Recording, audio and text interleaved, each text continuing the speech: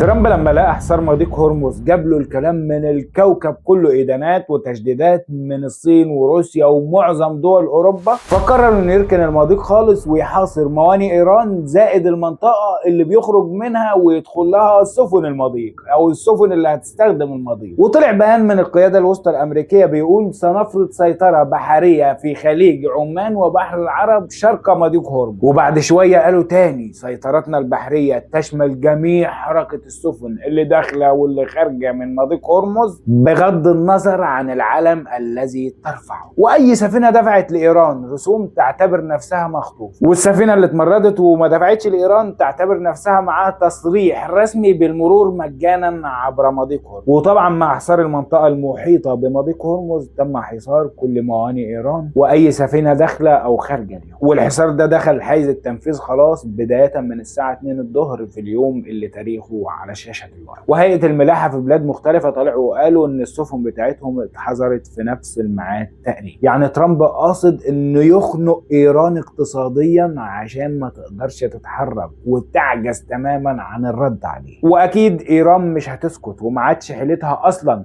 غير الصواريخ المدمرة. وبالفعل قام الحرس الثوري الايراني بالرد بكام تصريح كده ورا بعض، وقالت ان اي ضرر هيلحق بموانئ ايران هيردوا عليه في اسرائيل وللاسف الخليج. للاسف اللي حصل مش بس فشل مفاوضات، اللي حصل هو رجوع للحرب بشكل مضاعف للي كان عليه. ده زائد ان اليومين دول لبنان ما شافتش فيهم ساعه راحه ولا ساعه من غير خبر عن شهيد او جريح من المدنيين اللي مالهمش ذنب. اسرائيل بره المفاوضات عشان عارفه ان اختراقاتها مش هتوقف لحظه من وقت الاتفاق اصلا. وترامب راجع للحرب وبقوه ومش بمزاجه. ترامب ده دميه بتتحرك باصابع مخفيه في الظل. روح يمين يا ترامب يروح يمين، روح شمال يا ترامب يروح شمال، وما يقدرش يقول لا. حتى لو قال كلمه قدام العالم كله هيرجع فيها تاني يوم لو الظل قال له ارجع. وصاحب القرار اللي بيخلي دايما ترامب يطلع عيل ويرجع في كلامه يا اما يسرب له فضايح من فضايح ايبستين بيخدم بس مصلحه اسرائيل. وطبعا مصلحه اسرائيل هي تنفيذ مشروعها الكبير. وهوريكم فيديو في الفيديوهات اللي جايه عن حاخام بيوصي نتنياهو ان هو يستعجل مشروع اسرائيل. وانتوا برضو شاركونا بارائكم في الكومنتات وفولو لايك وشير وصلوا على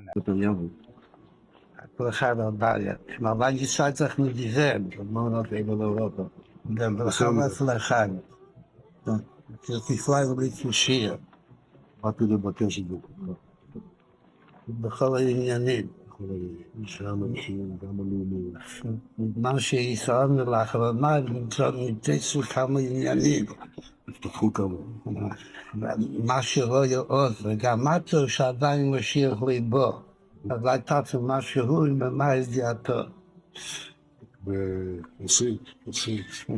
הכנראה שהיא מספיק, כאילו שהיום כבר שוד חם או שוד בגיר ועדיין ליבו.